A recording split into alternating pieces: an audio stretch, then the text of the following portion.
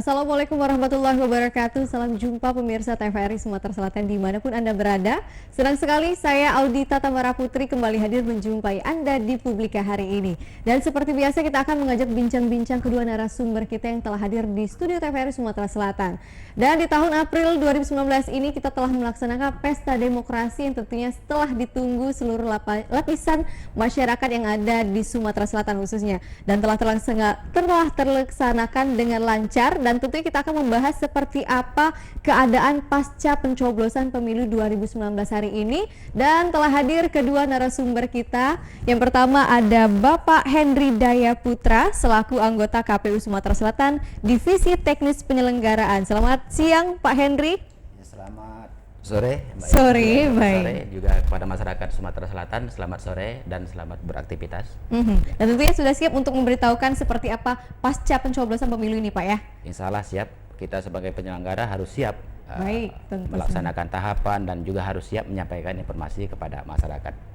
Dan di sebelah kiri Pak Henry ada Bapak Dr. Ardian Saptawan selaku pengamat sosial. Selamat sore Pak Ardian. Dan tentunya sudah siap untuk mengamati seperti apa bincang-bincang kita pada sore hari ini Pak ya. Baik pemirsa, kami juga akan mengajak Anda untuk tergabung di line telepon interaktif kami di 0711 311 454. Dengan tema kita hari ini adalah pasca pencoblosan pemilu 2019. Dan saya langsung ke tuan rumah yang menyelenggarakan Pesta Demokrasi ini Pak ya, oleh Pak Henry. Pak, ini kan setelah kita mengetahui finalisasi dari pemilu 2019 ini dan telah terlaksana, seperti apa nih Pak keadaan dari pasca pencoblosan pemilu ini? Terima kasih. Pasca hari H, proses pungut hitung di TPS, tentu saja kami sebagai penyelenggara melaksanakan tahapan-tahapan selanjutnya. Setelah pungut hitung dilaksanakan proses penghitungan suara di TPS dan alhamdulillah semua sudah terlaksana sesuai dengan tahapan, di mana tahapannya terakhir adalah paling lambat selesai pada tanggal 18 April 2019 yang lalu pukul 12 siang. Dan alhamdulillah seluruh TPS sebanyak 25.219 kalau tidak salah jumlah TPS yang ada di Sumatera Selatan semua dapat melaksanakan proses penghitungan suara ini tepat waktu.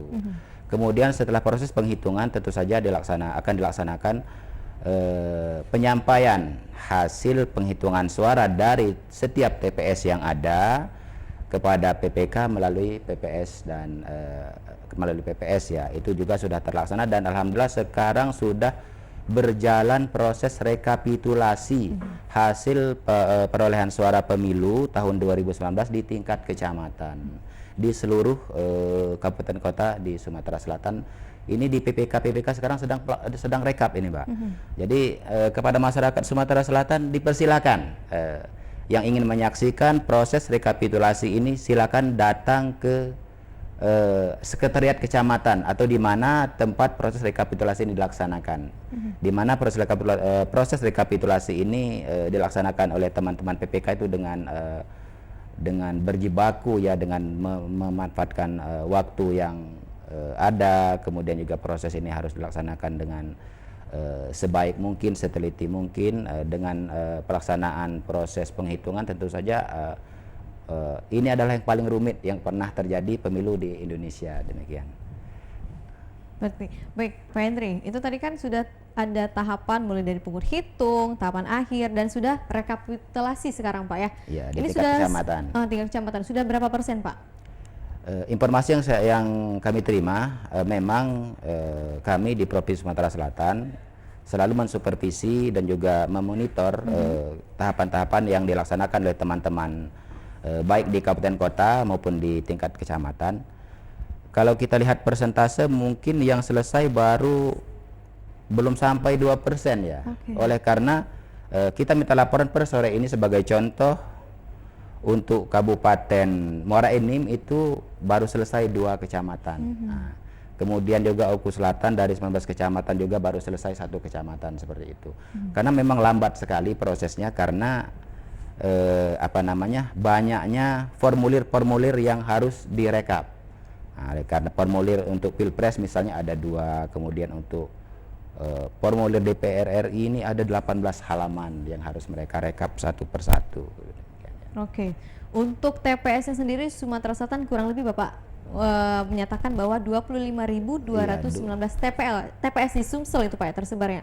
Iya, Sumatera Selatan, Sumatera Selatan. 25.000 lebih itu jumlah Oke. TPS yang ada di Nah, Sumatera Selatan. untuk kendalanya sendiri ada nggak sih Pak kendala setelah pasca pencoblosan baik dari logistik maupun dari panitianya sendiri? Iya, memang kita akui ya sebagai penyelenggara pemilu, kendala-kendala itu pasti akan ada oleh karena kegiatan ini melibatkan banyak orang ya Mbak ya. Di 25.000 lebih TPS itu ada 7 orang petugas KPPS, kemudian tersebar di 238 kecamatan itu kan. Tentu saja pekerjaan mereka ini banyak kendala ya, tetapi kendala-kendala yang ada ini dibanding dengan persentase yang sukses ya tidak seberapa, demikian ya kendala-kendala yang ada. Sebagai contoh, memang betul kami akui ada kekurangan surat suara di beberapa TPS. Nah, kekurangan surat suara ini kemudian ada yang sudah diantisipasi oleh teman-teman KPPS, dikoordinir oleh teman-teman PPK di tingkat kecamatan. Ini untuk digeser dari TPS-TPS yang ada, yang terdekat itu sudah ada yang antisipasi seperti itu, dan ini memang diatur di surat keputusan bersama KPU Bawaslu. Kemudian juga ada juga yang tidak bisa diantisipasi sehingga keluarlah rekomendasi dari Bawaslu kecamatan terhadap TPS-TPS yang kekurangan surat suara tersebut. Kita sebagai penyelenggara tentu saja wajib kita sebagai warga negara, sebagai penyelenggara pemilu ini wajib menjaga hak konstitusional warga negara dalam rangka menyalurkan hak pilihnya. Jadi terhadap TPS-TPS yang kekurangan surat suara ini sudah dilaksanakan. Sebagai contoh, Kota Palembang sudah ada 2 TPS yang dilaksanakan pemungutan suara susulan. Kemudian juga menyusul rekomendasi dari Bawaslu juga untuk Kota Palembang ada tambahan ini sekitar 31 TPS. Kemudian juga ada di Banyuasin ini bahkan 1 dapil itu kita laksanakan pemungutan suara susulan. Iya. Pada tanggal berapa Pak nih Pak?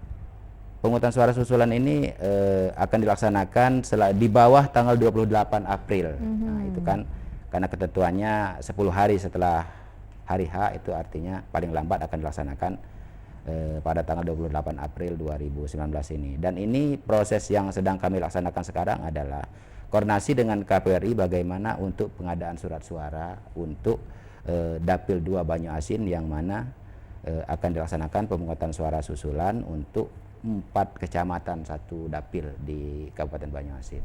Ini tadi seperti yang saya sampaikan, ini kami laksanakan dalam rangka menjaga hak konstitusional warga negara untuk memberikan suara di pemilu tahun 2019 ini.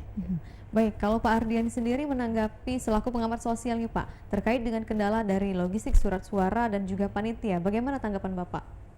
Ya, yang itu yang menonjol pada ini kemarin keluhan kemarin. Ada beberapa tempat yang logistiknya kurang gitu ya. Nah, itu berarti kan harusnya satu minha kan sudah di tempat ya. Nah, di sini nih yang kemarin kurang terkontrol pembagian di bawah, atau logistik yang lambat ya, atau karena faktor bencana alam gitu yang lambat, atau susah masuk misalnya karena hujan ya dan sebagainya. Nah, itu memang yang menonjol ya. Ya, memang ini terus terang aja mengganggu karena ada yang sudah sempat dihitung masalahnya kan. Nah, ini mempengaruhi yang sisa ini kan pasti akan ini ya, orang akan berpikir kan, wah ini menang enggak ya, naik ikutan gitu ya. Nah, ini kelemahannya dari segi itu ya, dari segi penyelenggaraannya di situ. Ya, kita harapkan memang ini tidak berdampak kepada masalah yang lebih besar ya. Lalu nanti kan ada ini udah berapa isu-isu, ada yang sudah marah-marah caleg terutama ya. Caleg karena dia sangat berharap sekali ya, karena mereka kan sangat dekat ya. Karena masalah DPRD kabupaten itu bersamaan. Nah, ini yang sangat dekat dengan rakyat. Nah, ini yang mereka tentu tingkat stresnya agak tinggi melihat angka itu. Baik, kalau Pak Hendri sendiri apa sih Pak alasan nih sudah disinggung oleh Pak Ardian, kenapa sih alasan bisa surat suaranya kekurangan atau juga ada keterlambatan? Ini apa sih Pak faktor utamanya? Iya. Jadi karena sedemikian banyaknya ya surat suara yang harus, sebagai contoh ini saya ilustrasikan agar masyarakat juga paham ya beratnya beban kerja kami itu. Sudah kami tadi hitung-hitung untuk satu pemilihan di Dapil 2 Banyuasin itu, satu tingkatan pemilihan kabupaten kota itu, kalau ditimbang surat suara sekitar 5 ton lebih beratnya surat suara itu, artinya banyak sekali. Nah, oleh karena banyaknya surat suara yang harus di sortir dan dilipat oleh teman-teman kabupaten kota pada saat pelaksanaan sebelum hari H kemarin, sebelum 17 April, dalam rangka untuk penyiapan logistik ini, dari 17 kabupaten kota ini ternyata ada 2 kabupaten kota yang sedikit keteter, yang alhamdulillah kan artinya 15 kabupaten kota kan alhamdulillah lancar ya. Yang 2 yakni Banyuasin dan Kota Palembang ini agak keteter, di mana untuk Banyuasin sebagai contoh ini surat suaranya setelah sampai di TPS ternyata salah antara halaman depan surat suara dengan isi daftar calon itu tidak sama. Artinya isi daftar calonnya bukanlah isi dari daftar calon Dapil 2, sehingga pada saat itulah kita menyimpulkan itu dihentikan untuk DPRD kabupaten. Jadi penyebabnya ini adalah salah cetak surat suara ini. Kemudian ada juga beberapa penyebab lain, yakni karena ketika proses lipat dan sortir ini ada kekurangan surat suara, kita koordinasi ke KPU RI dan kemudian ke percetakan, kemudian proses pengadaan kekurangan ini juga memang bisa dikatakan agak lambat dan sampainya pun agak lambat, sehingga proses pelipatan dan sortir juga yang dilaksanakan oleh teman-teman kabupaten juga menjadi agak lambat seperti itu, Mbak. Jadi itulah kira-kira kendala-kendala sehingga terjadi kendala masalah logistik tadi yang disampaikan oleh Pak Ardian yang terjadi di pemilu tahun 2019 di Sumatera Selatan. Kalau tadi kan Bapak sudah menyebutkan bahwa ada salah halaman depan dengan halaman dengan isi ya, isinya isi dari surat suara tidak sama. Seharusnya. Itu kalau boleh tahu surat suara pada presiden, wakil presiden atau legislatif kah? Namun jangan dijawab terlebih dahulu Bapak, karena Publika akan kembali lagi usai jeda pariwara yang satu ini.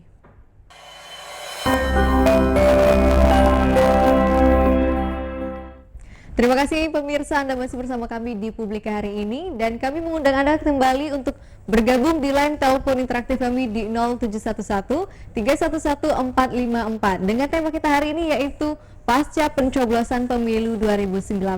Dan saya kembali ke Bapak Henry yang sempat terputus Pak ya, pembicaraan kita, yaitu mengenai salah surat suara pada Pilpres kah atau legislatif nih Pak? Ya, untuk Banyuasin ini terjadi salah cetak surat suara untuk pemilu DPRD Kota Banyuasin saja, Mbak, untuk Dapil 2. Nah, yang 4 tingkatan pemilihan yang lain itu berjalan semestinya, sebagaimana semestinya. Berarti untuk Pilpresnya aman Pak ya? Pilpresnya aman, kemudian untuk DPR RI-nya aman, kemudian DPD dan DPRD provinsi juga berjalan kita angkat mestinya. Terlebih dahulu telepon yang satu ini. Halo Publika. Halo, iya, dengan siapa ini? Assalamualaikum. Waalaikumsalam. Pak Ahmad ini Pak. Iya Pak Ahmad, silakan Pak, mau bertanya tentang Iya, Lawang Kidul. Lembang. Ini kemarin kan kita ini juga Pak, melok TPS yang susulan itu. Terus kita berharap kalau bisa ke depan jangan lagi seperti inilah. Walaupun kita kan akhirnya dapat juga suara dapat milih, tetap kita makasih dengan KPU. Tapi kalau bisa ke depan jangan sampai yang susulan itu terjadi lagi. Kita paham juga gimana Pak Ahmad, mohon maaf suaranya bisa dibesarin Pak. Halo?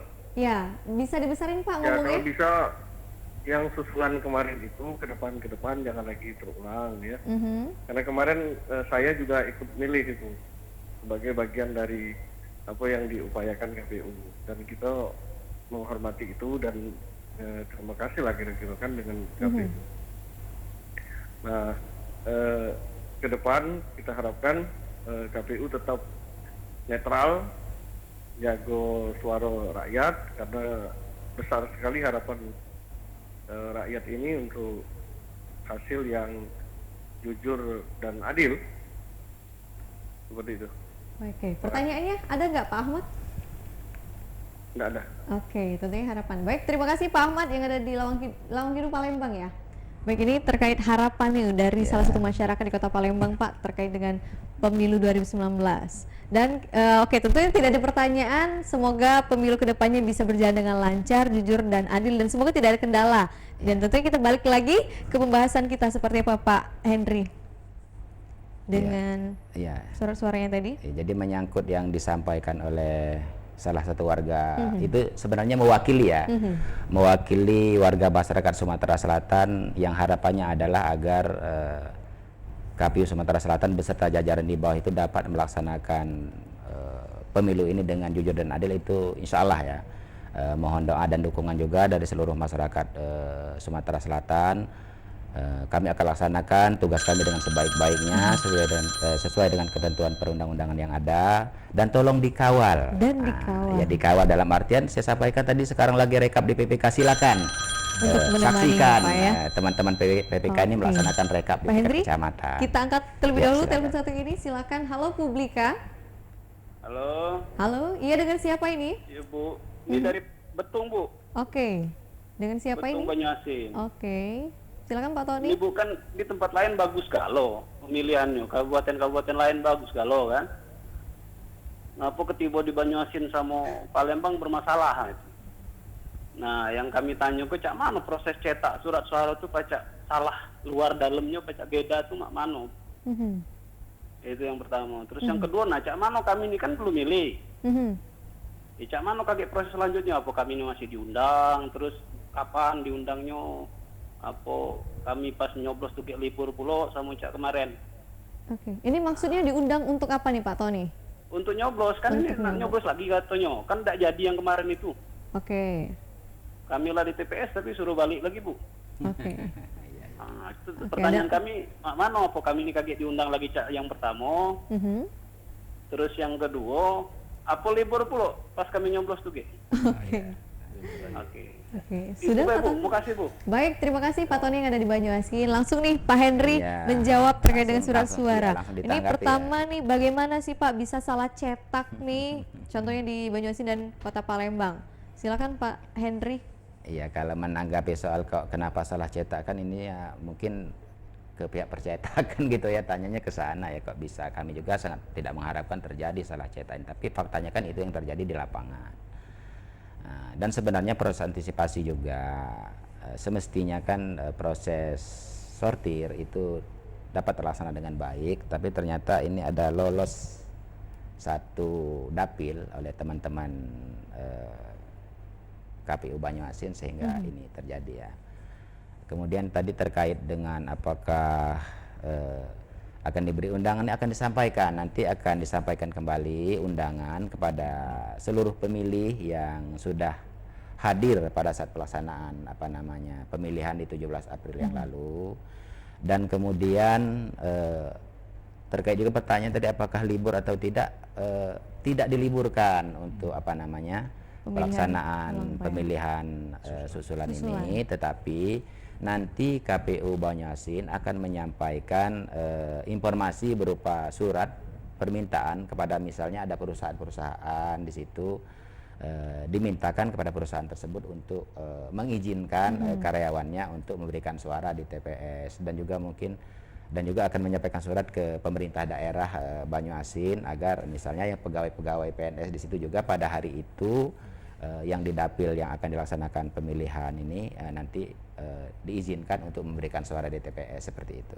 Oke, baik. Ini saya ke Pak Ardian. Bagaimana Pak Ardian menanggapi dari pernyataan Pak Henry bahwa mengenai salah cetak nih, ini yang disalahkan adalah percetakannya. Jadi siapa nih menurut Pak Ardian sendiri selaku pengamat sosial yang harus bertanggung jawab mengenai salah cetak ini? Ya itu teknis ya, teknis biasanya dulu tuh ketika keluar pabrik itu sudah disortir harusnya. Nah ini yang kurang tahu saya, apakah ada penyortirnya nggak nih? Nah itu masalahnya. Jadi apa namanya, kalau langsung ketemu di lapangan ya seperti yang terjadi, apalagi kalau misalnya barang itu langsung dikirim ke tempatnya, jadi nggak ada pengawasan dari KPU untuk memverifikasi barang dibawa. Nah karena mereka itu banyak gitu ya, jadi mereka tidak begitu tidak begitu detail mencermati maksud itu. Sebab di ini kan beda-beda dapil, makanya sebenarnya perlu salah seorang anggota KPU yang memverifikasi itu ketika dia keluar dari pabrik. Jadi dia masuk ini kemana dia harus standby di situ harusnya. Jadi dia tidak lagi, selain kalau misal barang itu masuk ke kantor KPU dulu. Jadi gudang ke KPU, nah KPU yang menyortir di sana. Nah ini kurang tahu apakah memang waktu yang sangat mepet ya sehingga terjadi apa namanya itu ya cepat seperti itu ya, karena kemarin kan kita lihat ada beberapa masalah-masalah yang ini ya.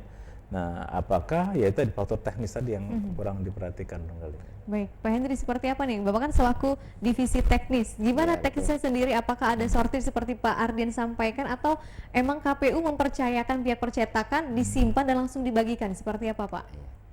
Secara teknis memang seperti yang disampaikan oleh Pak Ardian, KPU Banyuasin sebenarnya sudah melaksanakan monitoring ya ke tempat percetakan, dan kemudian juga di situ sudah dilakukan pengecekan, dan juga di sini bukan hanya KPU yang terlibat tetapi juga Bawaslu kabupaten kota masing-masing juga terlibat di sini ya untuk mengawasi proses pencetakan surat suara ini. Kemudian juga setelah sampai di KPU kabupaten kota masing-masing juga kan ada proses lipat dan sortir tadi sebenarnya ya, memang tidak bisa dinampikkan ya, sangat disayangkan kok ini masih bisa sampai lolos di Banyuasin, kok masih bisa sampai ke TPS. Semestinya sebelum proses pungut hitung ini terlaksana di 17 April itu sudah terdeteksi bahwa ini surat suaranya salah seperti itu. Ya. Baik, kalau untuk di lapangan sendiri terkait dengan surat suara, apakah ada kendala lebih yang menjadi sorotan KPU nih Pak, selain surat suara? Ada lagi nggak nih? Sekarang kan kalau kita dengar ini di salah satu kota Palembang ada terlambat pengiriman dari kotak untuk bilik ya, bilik untuk mencoblos. Itu seperti apa nih Pak? Apakah juga ada belum dicetak atau salah cetak juga nih biliknya, seperti apa nih Pak? Jadi terkait dengan bilik suara, mungkin oleh karena terlalu banyak yang harus didistribusikan, ini kan seluruh alat kelengkapan TPS ini pusatnya ada di gudang-gudang KPU kabupaten kota masing-masing. Untuk kota Palembang ini lebih dari 4.000 TPS. Nah, yang mana artinya dari banyaknya jumlah TPS ini mungkin dengan SDM yang ada ini mungkin tidak seimbang ya antara beban kerja dengan SDM yang ada, sehingga seperti bilik suara tadi ada yang belum terkirim, belum sampai. Nah seperti itu. Padahal di gudang ini kan sudah jelas ada catatan list untuk masing-masing kecamatan, kemudian sampai ke TPS. Ada saja artinya ini yang terlewatkan TPS-nya yang ternyata biliknya tidak terdistribusi, tetapi alhamdulillah kemarin ini kan sudah bisa dipenuhi dengan disusulkan dari teman-teman KPU Kota Palembang, disusulkan ke TPS-TPS yang biliknya ternyata belum sampai seperti itu. Baik, kalau dari tanggapan Pak Ardian sendiri bagaimana Pak terkait dengan surat suara dan juga bilik dan juga salah satu panitianya, bagaimana tanggapan Bapak terkait dengan pengamat sosial ini? Barangkali saya lihat ini mungkin kurang disiplin dalam penjadwalan di lapangan. Ya, harus satu menha di lapangan, nah barangnya nggak ada. Nah sudah itu ada kemungkinan karena kan hujan nih ya, jadi bedanya cukup berat. Nah mungkin ini perlu diantisipasi harusnya di lapangan dia harus satu menha harus ada di lapangan. Kalau barang itu nggak ada di lapangan, cepat harus koordinasi. Nah ini gitu. Nah di sini mungkin agak putus di sini. Jadi sehingga waktu sangat mendesak, tidak sempat lagi diperiksa, langsung jalan. Nah ketahuannya kita dibuka. Ketika di TPS ternyata tidak ada. Iya itu mungkin waktunya sudah sangat mepet sekali ya. So, ada yang sampai malam itu ya, mungkin enggak cermat lagi gitu kan. Sudahlah percaya aja. Nah dalam kondisi seperti itu ya ini bisa aja terjadi gitu. Kalau Pak Ardian sendiri mengamati pemilu kita yang ada di Sumatera Selatan, khususnya di kota Palembang nih, apa aja nih Pak kendala yang Bapak rasakan yang terlepas dari pernyataan dari Pak Henry, ada nggak sih Pak? Tapi jangan dijawab Bapak, kita akan kembali, pemirsa jangan kemana-mana, Publika akan kembali sesaat lagi, tetap di Publika.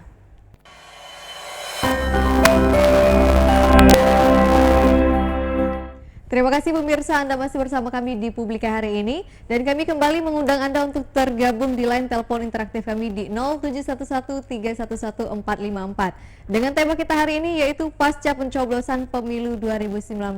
Dan saya kembali ke Pak Ardian, bagaimana Pak pernyataan Bapak, apakah ada kendala lagi terlepas dari pernyataan Pak Henry yang Bapak rasakan saat pencoblosan pemilu itu? Ya, saya lihat bersama sistem ya.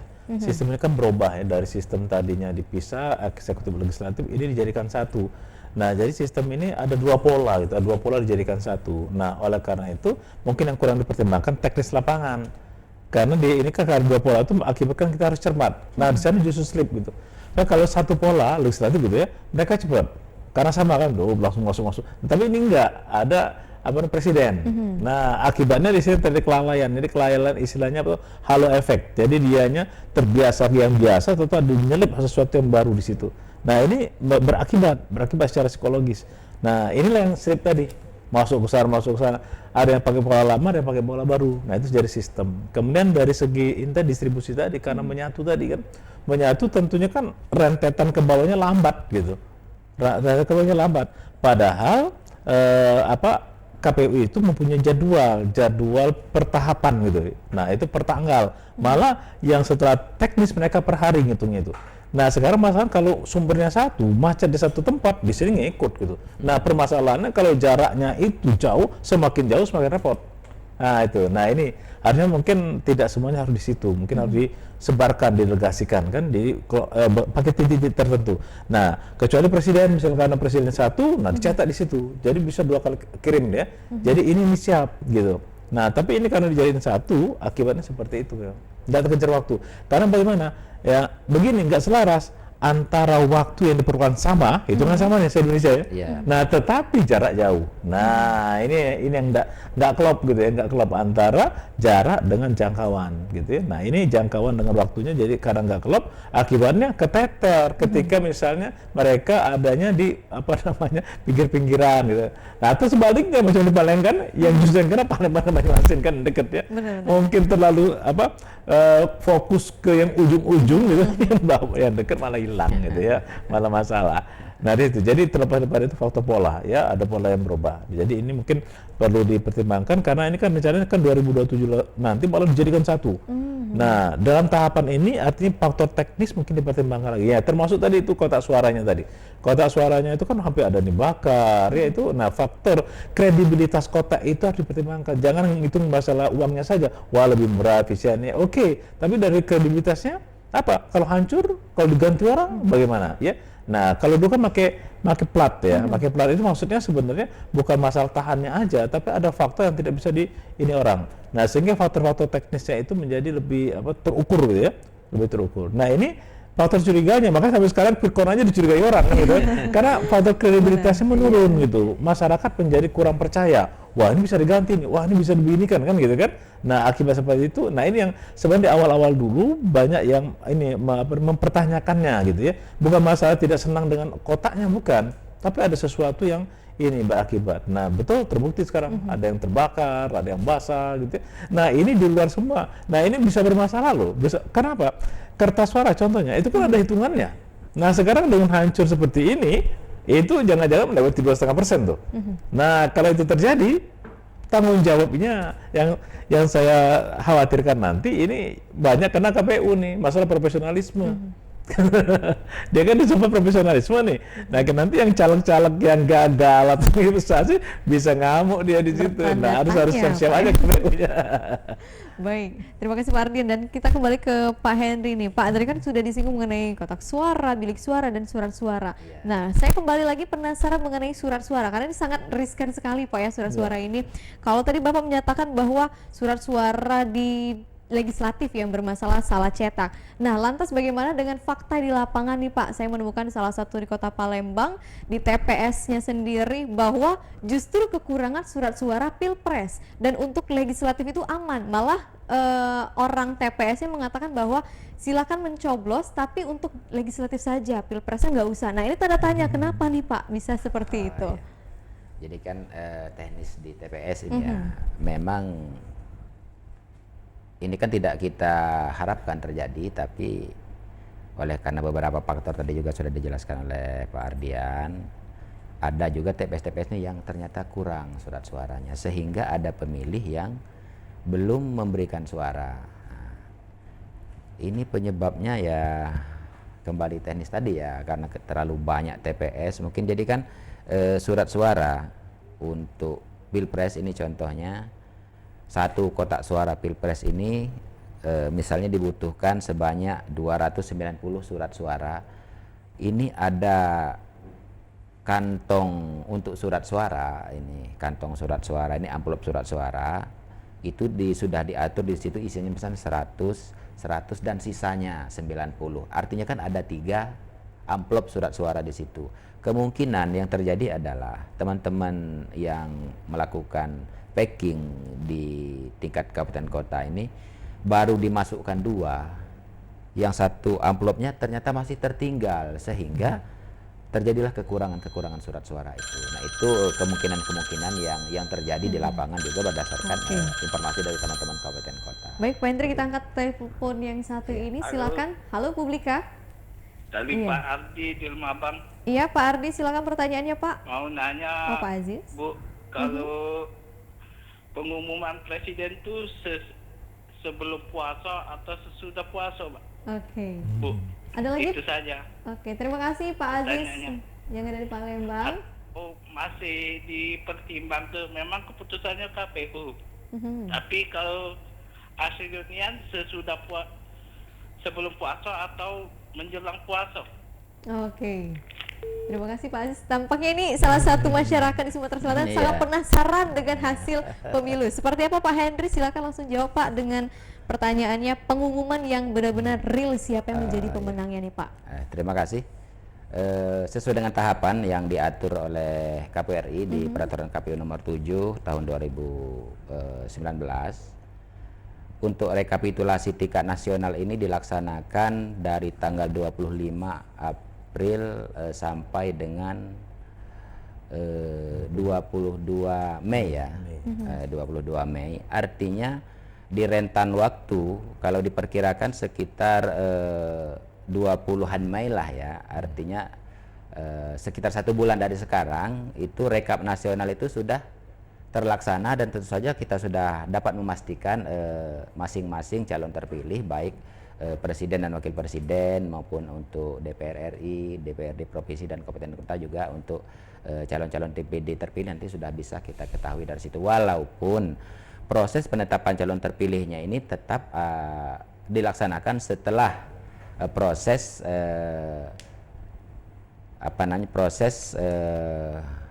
sengketa pemilu yang di Mahkamah Konstitusi ini selesai dulu dilaksanakan seperti itu. Artinya sekitar bulan Agustus ya, itu baru kita akan laksanakan penetapan calon terpilih seperti itu. Baik, dan tentunya harap bersabar ya Pak Aziz yang ada di Palembang, bahwa ini KPU dan juga pihak yang lainnya masih dalam rekapitulasi, dan Agustus insya Allah sudah Agustus September bisa diumumkan siapa yang menjadi pemimpin ke depan di bangsa Indonesia ini sendiri. Baik, kita kembali ke Pak Ardian ini. Saya pengen penasaran Pak, bagaimana Pak Ardian menanggapi pernyataan dari Pak Hendri terkait dengan pernyataan Dita tadi mengenai nggak Bapak 4 legislatif aja yang dicoblos, sedangkan nanti aja pilpresnya. Bagaimana Pak kalau tanggapan Bapak selaku pengamat sosial?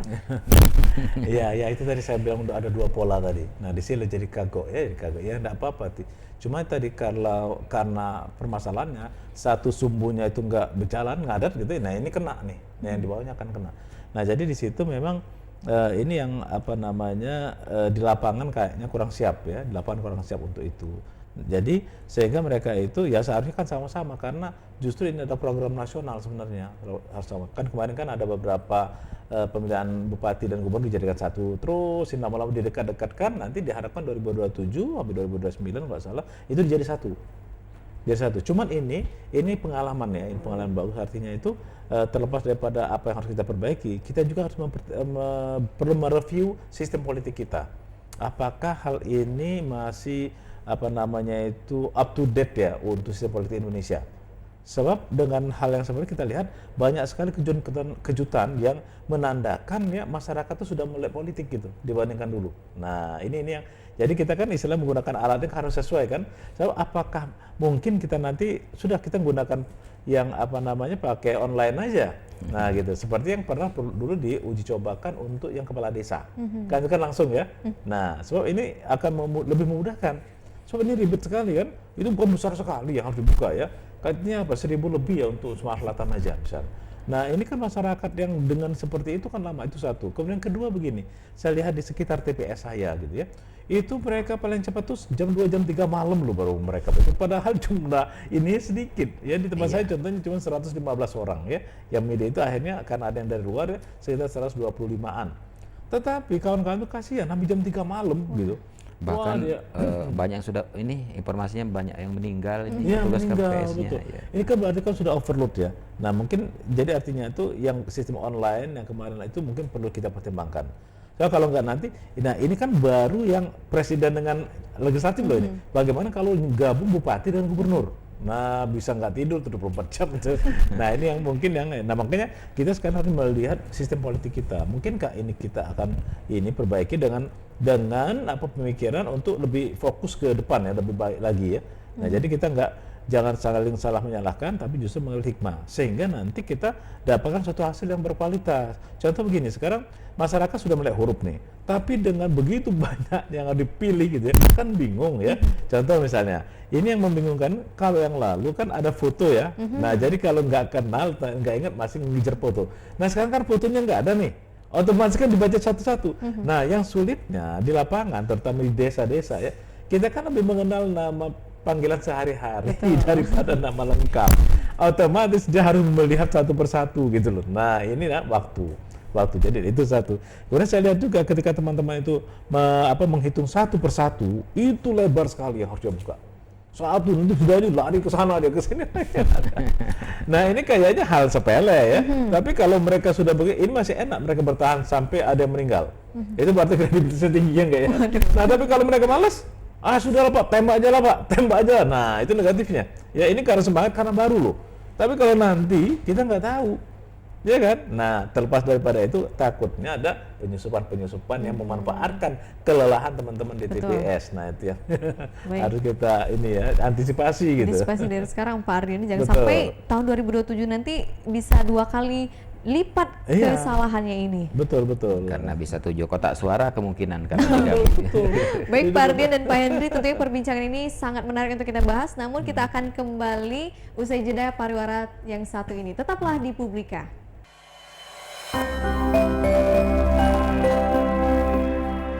Baik pemirsa, terima kasih Anda masih bersama kami di Publika hari ini, dan kami kembali mengundang Anda untuk bergabung di line telepon interaktif kami di 0711311454 dengan tema kita hari ini yaitu pasca pencoblosan pemilu 2019.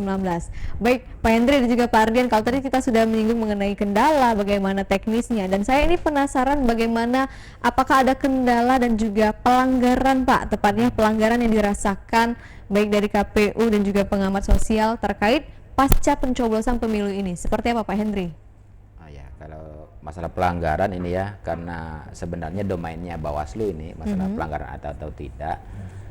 Tetapi saya lihat dari proses yang sudah berjalan khususnya Sumatera Selatan ya, saya bisa katakan ya tidak ada lah ya yang pelanggaran-pelanggaran yang sifatnya sampai ada rekomendasi. Ini kan pelanggaran kan sifatnya lebih kepada penyelenggara seperti itu ya.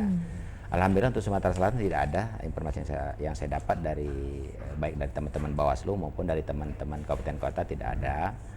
Yang ada ya tadi ada soal logistik ini yang banyak terkait dengan surat suara, Kendalanya kemudian berarti, Pak, ya? logistik yang lain itu yang ada, Mbak. Kalau pelanggaran insya Allah enggak, mudah-mudahan tidak ada lah. Oke. seperti itu. Kalau Pak Ardian sendiri selaku pengamat sosial, ada nggak sih Pak yang Bapak rasakan ini, oh ini terkategorikan pelanggaran? Bagaimana Pak? Mungkin ini masalah bukan pelanggaran, tidak disengaja ya, masalah nama daftar pilih itu. Nah itu kan ada daftar pilih itu satu keluarga terpisah itu, ya kan? Nah ini jadi masalah pemisahan ini ya orang-orang kan bertanya kan apakah sengaja dipisah atau bagaimana ya pemecahan dari daftar pemilih itu ya. Nah kemudian juga ada double standar ya. Ada yang katanya harus pakai A5 pindah, tapi bisa juga pakai KTP tapi nanti. Nah ini kan mengakibatkan juga jumlah kertas itu bisa nggak bisa terkendali gitu loh. Ya, bahwa ada beberapa tempat itu ya di sekitar TPS kami itu begitu masuk kertas habis, terpaksa dipindahkan. Nah begitu. Nah itu yang tidak terkendalinya di situ, tidak terkendali. Sehingga ini rawan artinya itu bisa jadi apakah betul orang itu orang sekitar sini atau enggak ini atau dari mana. Nah masyarakat kan tidak bisa tahu itu ya. KPU juga dia hanya KPPS kan hanya melihat ini aja cadangannya. Kalau cadangannya habis sudah selesai dia, nggak bisa kan? Nah yang itu, jadi ada A5, ada KTP itu. Jadi di sini permasalahannya di dalam pemecahan ini apa namanya KPPS. Iya, KPPS-nya itu yang harus pengaturan pengelompokan pemilih. Pengelompokan. Nah, Pengelompokan itu. ya, harusnya sampai kepada jumlah minimal dari maksimal dari kota itu kan harusnya kan gitu. Nah di situ yang memang belum. Jadi balik ke persiapan logistik juga ke sana. Nah kalau pelanggaran yang sengaja mungkin sampai sekarang ya betul, saya setuju belum ada yang serius ya gitu di Sumatera Selatan ya. Cuma nggak tahu nanti kalau pertemuan yang dibalik itu, misalnya gini, serangan Pajar. Nah kita nggak tahu tuh ya. Saya sudah ada berita-berita yang karpet masjid diambil lagi gitu ya, wara-wara. Nah ini lebih kecenderung kepada antara legislatif dengan pemilihnya, gitu ya antar situ. Nah mungkin nanti kita lihat laporan dari Bawaslu-nya. Tapi kalau penyelenggara untuk sementara ini kayaknya nggak ada yang sengaja ya. Jadi artinya tuh faktor-faktor yang kendala sekarang tuh lebih ke teknis gitu. Baik, kalau Pak Ardian sendiri himbauan seperti apa Pak untuk masyarakat yang di Sumatera Selatan yang nanti ini kan masih tahap rekapitulasi, untuk bersabarnya seperti apa, jangan sampai menyebar seperti apa nih Pak selaku pengamat sosial? Ya. Saya lihat gini, kita yang jelas harus sabar ya, karena bagaimanapun juga kan itu sudah ada tahapannya. Jadi KPU itu meskipun sudah selesai nggak bisa dipaksa gitu ya. Ada cepat nggak bisa, karena ada tahapan jadwal waktu. Nah oleh karena itu kita memang harus hati-hati. Kalaupun curiga, wajar masalah ini kan masalah suara ya penentukan. Nah itu kawal lah. Jadi lihat misalnya ada C1-nya, sekarang kan sudah modern juga. KPU nggak bisa apa-apa loh sekarang, karena bisa dipoto dengan HP. Nah kan bukti itu ada di HP. Nah sekarang jadi dikawal itu baik-baik, tapi berikan ke ruang mereka bekerja. Jangan sampai nanti dia bekerja terus kita rame-rame meributin, nah malah dia stres nanti ya. Nah diberikan waktu untuk itu, nah masyarakat lebih bersabar. Kalau nggak salah tanggal 22 Mei nanti, itu yang pengumuman dari KPU pusatnya, dikasih waktu 3 hari untuk menggugat. Jadi kalaupun kita Anda setuju boleh gitu ya. Nah, tapi sabarnya ada ruang waktunya. Betul. Jangan sekarang, belum sekarang. Jadi nanti pada waktu tanggal 23, 25, nah itu boleh mereka untuk menggugat. Nah kemudian akan diselesaikan sesuai dengan ini proporsinya, apakah pelanggaran pidana ataukah itu pelanggaran administrasi gitu. Oke, kalau Pak Hendri sendiri himbauan kepada masyarakat yang di Sumatera Selatan, ini karena Bapak kan dari pihak KPU, kayaknya ini banyak sekali beban yang dipikul KPU semua disalahkan oleh KPU. Seperti apa Pak tanggapan Bapak? Ya, kepada seluruh masyarakat Sumatera Selatan, kami sebagai penyelenggara pemilu tentu sangat mengharapkan agar masyarakat Sumatera Selatan ini mempercayakan proses penghitungan dan rekapitulasi hasil perolehan suara untuk pemilu tahun 2019 ini kepada penyelenggara. Percayakan kepada teman-teman PPK, kemudian nanti akan rekap di tingkat kabupaten sampai ke tingkat provinsi dan tingkat nasional. Nah, kemudian kepada masyarakat juga, seandainya ada berita-berita, ini medsos ini sekarang tidak terkendali ya Mbak ya, ada banyak sekali berita-berita yang menyudutkan KPU sebagai penyelenggara. ini mungkin ada beberapa memang bisa dikatakan karena faktor kelelahan seperti tadi juga sudah disampaikan oleh Pak Ardian, beban kerja yang berat, begadang sampai subuh dan lain sebagainya, sehingga ada saja sebagai contoh ini dalam hal input data situng misalnya ada kesalahan ketik. Ini sudah kami klarifikasi ke setiap kapten kota dan ini murni human error ini karena faktor-faktor kelelahan dan tidak ada unsur kesengajaan. Kemudian juga proses penghitungan suara di TPS ini kan seluruh formulir C1 ini semuanya disampaikan kepada seluruh saksi yang hadir, disampaikan ke pengawas TPS dan juga diumumkan di setiap desa kelurahan. Nah, ini silakan. Ini artinya bukti bahwa KPU ini melaksanakan tugas ini dengan transparan kepada masyarakat.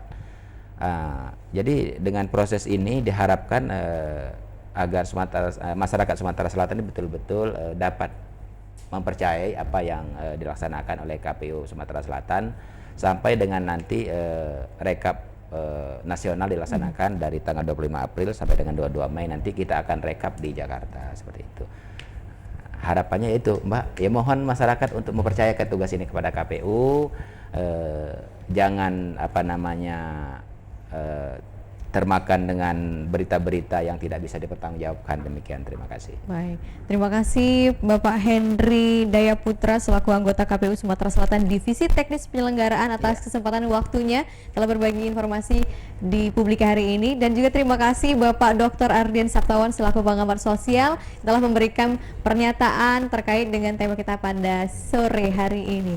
Dan pemirsa, tidak terasa Publika telah berakhir. Semoga dari hasil pencoblosan pemilu 2019 ini kita menjadi masyarakat yang tetap menjaga dan juga sabar, jangan sampai tersebar informasi yang tidak penting atau juga tidak terakurat. Dan ingat, kata Pak Henry tadi mengatakan bahwa hasil yang pasti adalah bulan Agustus atau sampai September. Tetap bersabar, jaga sportivitas kita dan juga dukung semua pihak yang terkait dengan pencoblosan pemilu 2019 tahun ini. Akhir kata, saya Audita Tambara Putri mewakili kerabat kerja pamit undur diri. Wassalamualaikum warahmatullahi wabarakatuh dan sampai jumpa.